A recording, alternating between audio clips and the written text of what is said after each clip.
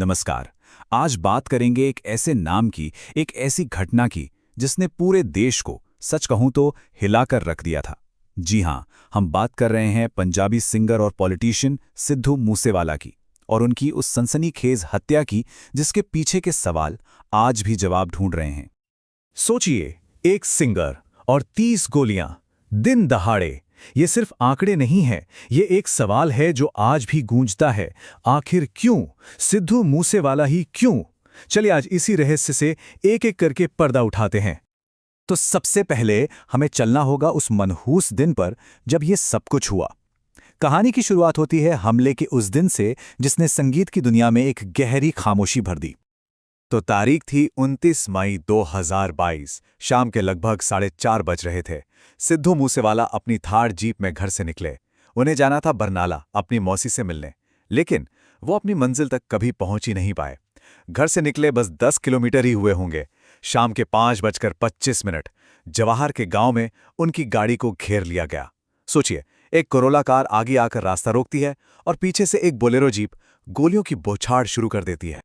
ये हमला कितना बर्बर था, इसका अंदाजा इसी बात से लगाया जा सकता है कि 6 हमलावरों ने मिलकर करीब 30 राउंड फायरिंग की और इन 30 गोलियों में से 19 गोलियां सीधे सिद्धू मूसेवाला को लगीं।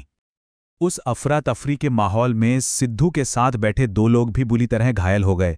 सिद्धू ने भी हिम्मत नहीं हारी, अपनी पिस्टल से 2 गोलियां चलाईं। जब लोगों ने उन्हें गाड़ी से बाहर निकाला तो उनकी सांसें चल तो रही थीं, लेकिन जख्म इतने गहरे थे कि सब कुछ बस कुछ ही मिनटों का खेल था। पोस्टमार्टम रिपोर्ट ने बाद में ये साफ किया कि गोली लगने के 15 मिनट के अंदर ही उनकी जान जा चुकी थी।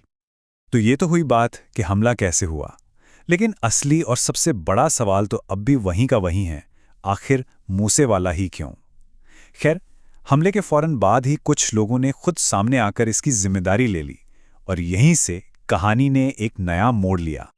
हमला हुए कुछ ही घंटे बीते थे कि गैंगस्टर लॉरेंस बिश्नोई के साथी गोल्डी बराड़ और भतीजे सचिन बिश्नोई ने सोशल मीडिया पर आकर इस हत्या की जिम्मेदारी ले ली।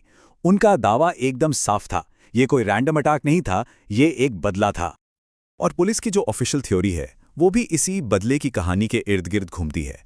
पुलिस के मुताबिक ये मामला गैंग वॉर और एक के बाद एक जवाबी हत्याओं का एक क्लासिक केस था। इस पूरी बदले की कहानी का जो सेंट्रल कैरेक्टर है वो है विक्की मिड्डू खेड़ा। विक्की अकाली दल का एक युवा नेता था और लॉरेंस बिश्नोई का बेहद करीबी, जिसे वो भाई मानता था। अगस्त 2021 में विक्की की भी ठीक इसी तरह दिन दहाड़े गोली मारकर हत्या कर दी गई थी। तो पुलिस के हिसाब से जो पूरी कहानी बनती है वो कुछ ऐसी है। देखिए, सबसे पहले विक्की की हत्या हुई, फिर उस हत्या में शामिल एक शूटर ने मूसेवाला के मैनेजर रहे शगनप्रीत का नाम ले लिया।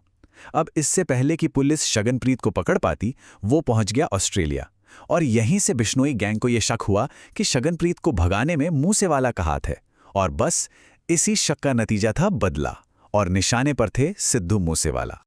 लेकिन इस कहानी में एक और एंगल है, एक दूसरी थियरी जिस पर मूसेवाला का परिवार और उनके लाखों फैंस आज भी यकीन करते हैं। उनका मानना है कि ये सिर्फ एक गैंग वॉर नहीं थी, बल्कि इसके पीछे एक गहरी राजनीतिक साजिश थी। हमें ये नहीं भूलना चाहिए कि सिद्धू मूसेवाला सिर्फ एक सिंगर नहीं थे, वो राजनीति में भी कदम रख चुके थे। 2021 में उन्होंने कांग्रेस पार्टी ज्वाइन की और 2022 में मनसा से चुनाव भी लड़ा, जिसमें उन्हें आम आदमी पार्टी के कैंडिडेट से हार मिली थी। तो यहाँ हमारे सामने 2 थ्योरीज हैं। एक तरफ पुलिस की गैंग वॉर वाली थ्योरी, जिसका मोटिव विक्की की हत्या का बदला लेना है, और दूसरी तरफ है राजनीतिक साजिश का शक, जिसे इस बात से बहुत बल मिलता है कि हमले से ठीक 2 दिन पहले, सिर्फ 2 दिन पहले ही पंजाब की नई सरकार ने मूसेवाला की सिक्योरिटी कम कर दी थी। ये टाइमिंग कई लोगों के लिए महज एक इत्तेफाक नहीं है। जांच में जो बातें सामने आईं वो वाकई हैरान करने वाली थीं। यह हमला पूरी तरह से प्लान किया गया था। शूटर्स के पास सिर्फ बंदूकें ही नहीं, बैकअप के लिए ग्रेनेड और AN-94 जैसी खतरनाक असॉल्ट राइफल तक थीं। एक्सपर्ट्स का तो ये भी मानना है कि हमलावरों की तैयारी इतनी पुख्ता थी कि अगर मूसेवाला के पास पूरी सिक्योरिटी होती तब भी उनका बचना लगभग नामुमकिन था। खैर, इस केस के सभी 6 शूटर बाद में या तो पकड़े गए या फिर पुलिस इनकाउंटर में मारे गए। सिद्धू मूसेवाला की हत्या की कहानी सिर्फ एक व्यक्ति की कहानी नहीं है। ये कहानी पंजाब के एक बहुत बड़े सामाजिक मुद्दे की तरफ भी इशारा करती है। एक ऐसा मुद्दा जिसे मूसेवाला ने अपने गानों में जमकर दिखाया, और विडंबना देखिए, आखिर में वो खुद उसी का शिकार बन गए। हम बात कर रहे हैं पंजाब के गन कल्चर की। अब जरा इन आंकड़ों पर गौर कीजिए, ये सच में चौंकाने वाले हैं। देखिए, पूरे भारत की आबादी में पंजाब का हिस्सा कितना है? करीब 2.3%।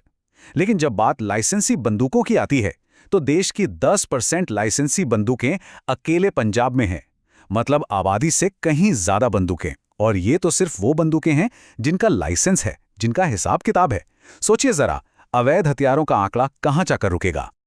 और फिर इस कहानी में कुछ अजीब और डरावने संयोग भी हैं। मूसेवाला अमेरिकन रैपर टूपैक के बहुत बड़े फैन थे, जिनकी हत्या भी बिल्कुल इसी तरह ड्राइव बाय शूटिंग में हुई थी। मूसेवाला का एक सुपरहिट गाना था 295 और उनकी मौत की तारीख थी 29 मई, यानी 29/5। ये वो इत्तेफाक हैं जो उनकी कहानी को और भी रहस्यमय बना देते हैं।